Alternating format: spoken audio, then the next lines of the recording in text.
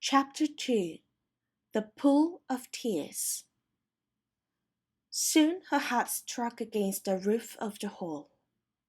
She was big again. She at once took up the little golden key and hurried off to the garden door. Poor Alice! She was too big for the door this time. She sat down and began to cry again until there was a large pool of tears all around her. After a time, Alice heard a little pattering of feet. It was the White Rabbit, splendidly dressed. She had a pair of white kid gloves in one hand and a large fan in the other.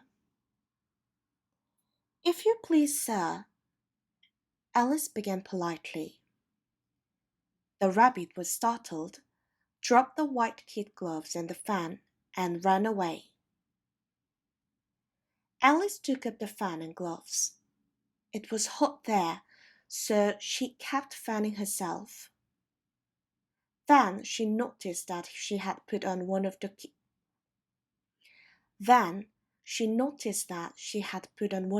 rabbit's little white kid gloves. "I must be growing smaller again," she thought.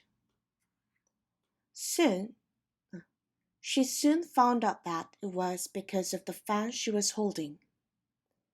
She ran back to the little door, but alas, the little door was shut again, and the little golden key was lying on the glass table as before. She tried to climb up the table, but her foot slipped, and in another moment, splash! She fell into the pool of tears which she had wept when she was big. As she swam about, she heard something splashing about in the pool a little way off. It was a mouse which had slipped in like herself. "Oh, Mouse, do you know the way out of this pool?" began Alice. The mouse looked at her, but it said nothing. Alice thought it might be a French mouse, so it could not understand English. So she began in French. "Où est ma chatte?" which was the first sentence in the French lesson book. The mouse seemed to be frightened and swam away from her as hard as it could go. "Oh, I'm sorry. I forgot you didn't like cats. We won't talk about cats if you don't like them," cried Alice hastily. The mouse heard this and turned around and swam slowly back to her. "Let's go to the shore, and then I will tell you why I hate cats and dogs."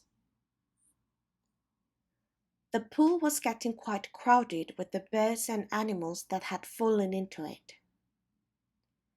There was a duck and a dodo, a lory and an eaglet, and several other curious creatures. Alice led the way, and the whole party swam to the shore.